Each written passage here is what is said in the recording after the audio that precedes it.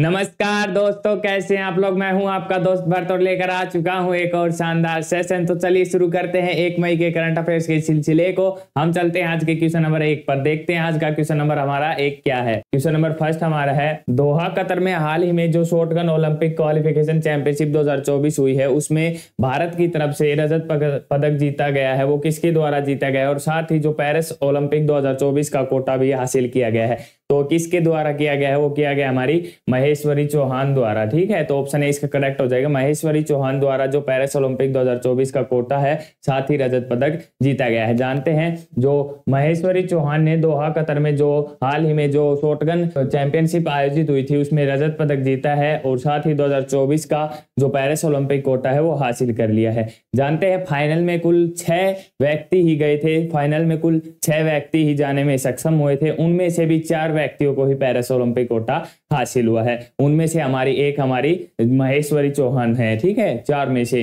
और जानते हैं भारत के लिए ये जो शूटिंग में है, कौन सा पेरिस ओलंपिक है, भारत के लिए शूटिंग में पेरिस ओलंपिक का कौन सा हमारा कोटा है, 21वां कोटा है। 21वां पेरिस ओलंपिक में भारत के लिए शूटिंग में कोटा है। और शॉटगन में कौन सा कोटा है, शॉटगन में जाने तो शॉटगन में 5वां कोटा है। शॉटगन में भारत के लिए 5वां कोटा है। आई होप आपको समझ में आ गया होगा। तो चलिए नेक्स्ट क्वेश्चन देखते हैं। क्वेश्चन नंबर 2 हमारा है, 2024 पेरिस ओलंपिक में बैडमिंटन में महिला एकल वर्ग में भारत का प्रतिनिधित्व कौन करेगी। भारत का प्रतिनिधित्व करेंगी कौन करेंगी, जो हमारी करेंगी पीवी सिंधु जी करेंगी। 2024 पेरिस ओलंपिक में बैडमिंटन में महिला एकल वर्ग के हमारा भारत का प्रतिनिधित्व करेंगी। तो कौन करेंगे, पीवी सिंधु जी करेंगे। ऑप्शन सही करेक्ट हो जाएगा, और पीवी सिंधु जी हमारा प्रतिनिधित्व करेंगी भारत के। ठीक है, 2 बार की ये ओलंपिक पदक विजेता रह चुकी है, 2 बार की ये पेरिस ओलंपिक पदक विजेता भी रह चुकी है, जो हमारी पीवी सिंधु जी है। हाल ही में वो हमारे अभी भारत का नेतृत्व करेंगी। ठीक है, और P V Sindhu ji race to Paris ranking सूची में 12वें स्थान पर है। जो रेस टू पेरिस जो सूची है, उसमें कौन से स्थान पर है, 12वें स्थान पर। आप देख सकते हैं पीवी सिंधु जी की ये पिक्चर देख सकते हैं आप, जो रेस टू पेरिस रैंकिंग में 12वें स्थान पर रही है, और उन्होंने हाल ही में कोटा हासिल किया, पेरिस ओलंपिक कोटा उन्होंने हासिल किया है। ठीक है, जानते हैं। और पुरुष एकल वर्ग में लक्ष्य सेन और एच.एस. प्रणय भारत का प्रतिनिधित्व करेंगे। जो पुरुष वर्ग में है वो कौन करेंगे, पुरुष वर्ग में एकल में जो हमारे लक्ष्य सेन और एच.एस. प्रणय है वो भारत का प्रतिनिधित्व करेंगे। जानते हैं जो हमारी तनिषा क्रेस्टो है और जो अश्विनी पोनप्पा है, महिला युगल जोड़ी बनाएंगी। जो हमारी तनिषा क्रेस्टो और अश्विनी पोनप्पा है, महिला युगल जोड़ी हाल ही में बनाएंगी। आई होप आपको समझ में आ गया हो। तो चलिए नेक्स्ट क्वेश्चन देखते हैं। क्वेश्चन नंबर 3 हमारा है, क्वेश्चन नंबर 3 है, कौन से भारतीय बैडमिंटन खिलाड़ी 2024 पेरिस ओलंपिक में पुरुष युगल वर्ग में प्रतिस्पर्धा करेंगे। जो महिला में तो आपने देख लिया होगा, आप पुरुष में जानते हैं पुरुष में कौन जो हमारी पुरुष युगल वर्ग में प्रतिस्पर्धा करेंगे। 2024 शुरू हो गया है, तो हाल ही में न्यू चैंपियनशिप आने लगी है, तो उसके लिए जो हमारी पुरुष युगल वर्ग की प्रतिस्पर्धा है वो दोबारा होने लगी है। तो कौन कौन कर रहे हैं, जो हमारी सात्विक साईराज रंकी रेड्डी और चिराग शेट्टी है, दोनों है वो पुरुष युगल वर्ग में प्रतिस्पर्धा कर रहे हैं। जानते हैं इनके बारे में। और जो सात्विक साईराज रंकी रेड्डी और जो चिराग शेट्टी है, स्टार जोड़ी है दोनों की। 2023 हुआ था, उन्होंने इसमें भी धमाल मचाया था, और 2024 में अब दोबारा ये अपनी पुरुष युगल वर्ग की जोड़ी बना रहे हैं। ठीक है, 1 साल का मतलब क्यों बनाया जा रहा है, हाल ही में जो नई चैंपियनशिप लागू होंगी, जानते हैं उनके बारे में।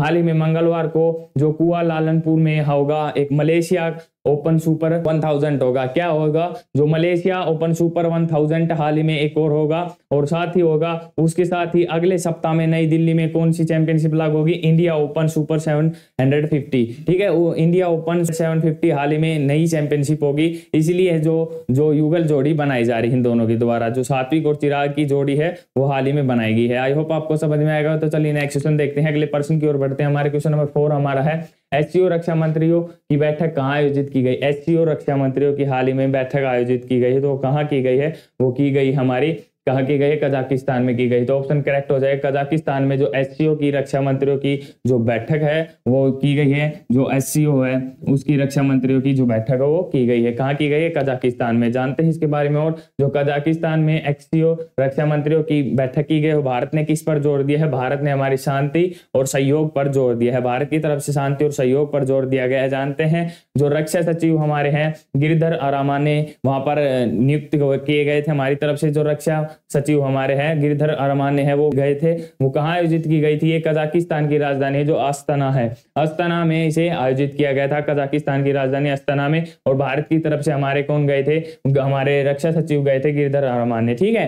जो इस दौरान है वो एससीओ के सदस्यों के, जितने भी देश के सदस्य एससीओ रक्षा मंत्री आए थे, उन सभी के हस्ताक्षर लिए गए हैं। जो प्रोटोकॉल पर सभी के हस्ताक्षर लिए गए हैं। जानते हैं एससीओ के रक्षा मंत्रियों ने अन्य पहलुओं के अलावा किस पर जोर दिया है? मुख्य रूप से जो एससीओ के रक्षा मंत्री यहाँ पर इकट्ठा हुए थे, मुख्य रूप से किस पर जोर दिया है? एक पृथ्वी, एक परिवार और एक भविष्य पर मुख्य रूप से इस पर जोर दिया गया है कि साथ मिलकर सभी एक पृथ्वी, हमारा एक परिवार और एक भविष्य के उद्देश्य पर काम करेंगे। तो चलिए नेक्स्ट क्वेश्चन देखते हैं। क्वेश्चन नंबर हमारा 5 है, भारत और किस देश ने एचआर विकास समझौता ज्ञापन पर हस्ताक्षर किया है? एचआर विकास समझौता हाल ही में हुआ है, तो किस पर ज्ञापन पर हस्ताक्षर किया है भारत ने? किसके साथ किया है? वो किया है हमारे कंबोडिया के साथ। तो ऑप्शन ए सही हो जाएगा, कंबोडिया के साथ जो हमारा एचआर विकास समझौता ज्ञापन हाल ही में हस्ताक्षर किए गए भारत के द्वारा, ठीक है। जानते इसके बारे में। और जो डीआरएपीजी ने सिविल सेवा में जो हमारे मानव संसाधन विकास की कंबोडिया के सिविल मंत्रालय में हाल ही में हस्ताक्षर किए गए हैं उनके साथ, ठीक है। कंबोडिया के साथ हस्ताक्षर किए गए हैं। 5 वर्ष तक ये चलेगी। कितने साल तक किया गया है ये समझौता? 5 वर्षों के लिए समझौता किया गया है। जो सिविल सेवा में मानव संसाधन विकास में क्षेत्र में भारत और कंबोडिया, जो भारत और कंबोडिया के बीच में क्यों महत्वपूर्ण उद्देश्य, इसका मुख्य उद्देश्य क्या रहा है कि इस समझौते को करने का? जो भारत और जो कंबोडिया के रिलेशन है, जो हमारे जो संबंध है वो अच्छे रहेंगे भविष्य में, इसलिए मुख्य रूप से इसका समझौता यह किया गया है। आई होप आपको समझ में आ गया हो। तो चलिए नेक्स्ट क्वेश्चन देखते हैं। क्वेश्चन नंबर 6 हमारा है, किस देश की संसद ने समलैंगिक संबंध को अपराध घोषित करने का विधेयक पारित किया गया है? जो एक हाल ही में विधेयक पारित किया गया है वो किसके द्वारा किया गया है? हमारे इराक के द्वारा यह विधेयक पारित किया गया है कि समलैंगिक जो विवाह हो रहे हैं उन पर पाबंदी लगाई जाएगी। तो कहां पर किया गया? ऑप्शन सही हो जाएगा, इराक में ये पारित किया गया है, ठीक है। जानते इसके बारे में। और जो इराक की संसद ने शनिवार को यह लागू किया है, शनिवार को जो समलैंगिक विवाह होंगे उन पर पाबंद लगा दिया गया है। और जो भी इन पाबंदों को तोड़ेगा, जो भी इन रूल्स को तोड़ेगा, तो 15 साल की उसको कैद कर दी जाएगी। 15 साल की सजा का प्रावधान ये किया गया है इसमें, ठीक है। तो चलिए नेक्स्ट क्वेश्चन देखते हैं। क्वेश्चन नंबर 7 हमारा है, आईपी सुरक्षा के लिए अमेरिका ने किस देश को अपनी प्राथमिक निगरानी सूची में रखा? प्राथमिक निगरानी सूची में और भी कई देशों को रखा गया है, लेकिन प्राथमिक निगरानी सूची में किसको रखा गया है? वो रखा गया है भारत को मुख्य रूप। ऑप्शन सी सही हो जाएगा, भारत को जो प्राथमिक निगरानी सूची उसमें रखा है। तो जानते इसके बारे में। और अमेरिका ने प्राथमिक निगरानी सूची में हमारे भारत को रखा है, ठीक है। और इसका मुख्य उद्देश्य क्या रहेगा? जो नवाचार और रचनात्मकता के लिए अधिक अनुकूल वातावरण को बढ़ावा देने पर ध्यान देने के साथ साथ और क्या होगा? जो आईपी सुरक्षा है, आईपी सुरक्षा और जो परिवर्तन में कमियों को दूर करना इसका मुख्य उद्देश्य रहेगा, ठीक है। जानते हैं और कौन कौन से देश हैं जो शामिल किए गए हैं? जो भारत के अलावा और कौन कौन से देश शामिल किए हैं? जो अर्जेंटीना किया गया है, पहला तो अर्जेंटीना किया गया है, चिली किया गया है, चीन किया गया है, साथ ही इंडोनेशिया, रूस, सऊदी अरब, यूक्रेन और जो वेनेजुएला है, ऐसे कई अन्य देश इसमें शामिल किए गए हैं, ठीक है। आई होप आपको समझ में आ गया। तो चलिए नेक्स्ट क्वेश्चन देखते हैं। क्वेश्चन नंबर हमारा 8 है, हाल ही में विश्व पशु चिकित्सा दिवस कब बनाया जाता है? हाल ही में जो हमारा विश्व पशु चिकित्सा दिवस बनाया जाता है। जानते हैं क्यों बनाया जाता है और ये भी जानते हैं कब बनाया जाता है? हर वर्ष 27 अप्रैल को बनाया जाता है। तो अप्रैल के जो लास्ट का शनिवार होता है हर वर्ष बनाया जाता है, 27 अप्रैल को ये बनाया जाता है। इसका मुख्य उद्देश्य क्या रहेगा? अप्रैल के आखिरी शनिवार को ये बनाया गया है, हर वर्ष बनाया जाता है। और इसका मुख्य उद्देश्य क्या रहेगा? जानवरों और मनुष्यों के स्वास्थ्य में जो डॉक्टरों का हाथ रहता है, डॉक्टरों पशु चिकित्सकों की महत्वपूर्ण भूमिका रहती है, बारे में जागरूकता बढ़ाने के लिए, जागरूकता फैलाने के लिए इसे मुख्य रूप से बनाया जाता है। आई होप आपको समझ में आएगा। तो चलिए नेक्स्ट क्वेश्चन देखते हैं। क्वेश्चन नंबर 9 हमारा है, क्वेश्चन नंबर 9 है, हाल ही में किस देश ने अपने स्पेसक्राफ्ट सेंजो 18 को लॉन्च किया है? स्पेसक्राफ्ट सेंजो 18 को लॉन्च किया गया है हाल ही में। तो किसने किया है? वो चीन ने ये अपना स्पेसक्राफ्ट सेंजो 18 लॉन्च किया है। किसने किया है? चीन द्वारा ये लॉन्च किया गया है जो हमारा सेंजो 18 है, ठीक है। जानते हैं इसके बारे में और सकते हैं आप। लॉन्चिंग के वक्त की ये पिक्चर्स हैं, लॉन्चिंग के वक्त की ये सेंजो 18 है, आप देख सकते हैं,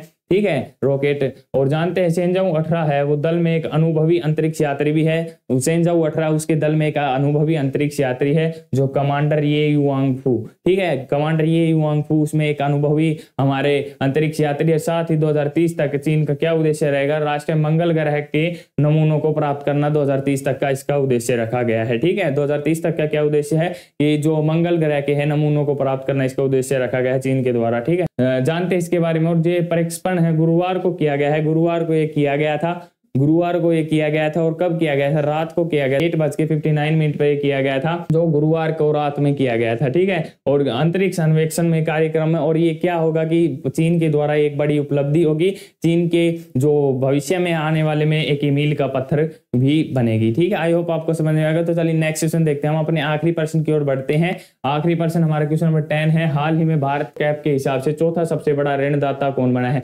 मार्केट कैप के हिसाब से चौथा सबसे बड़ा ऋणदाता बैंक कौन सा बना है? चौथा सबसे बड़ा ऋणदाता, ऋण देने में सबसे बड़ा चौथा बैंक कौन बन गया है? वो बन गया हमारा एक्सिस बैंक बन गया है। किसको पीछे छोड़कर? जो हमारा महिंद्रा कोटक बैंक है उसको पीछे छोड़कर जो चौथा सबसे बड़ा ऋणदाता बैंक बन गया है। ठीक है, जो एक्सिस बैंक है वो चौथा सबसे बड़ा ऋणदाता बैंक बन गया है। कौन सा बना है? चौथा सबसे बड़ा ऋणदाता बैंक बना। और किसको पीछे छोड़कर? जो मार्केट कैप के हिसाब से जो एक्सिस बैंक है वो महिंद्रा बैंक है, जो महिंद्रा कोटक बैंक है उसको पीछे छोड़कर चौथा सबसे बड़ा ऋणदाता बैंक बन गया है। आई होप आपको समझ में आ गया होगा। अगर आपको वीडियो अच्छी लगी हो तो इसे ज्यादा से ज्यादा शेयर करना, चैनल को सब्सक्राइब करना कि हमारे अपडेट्स आप तक जल्द से जल्द पहुंचते रहे। मिलते हैं किसी नेक्स्ट इंटरेस्टिंग वीडियो में, तब तक के लिए मेरी तरफ से जय हिंद।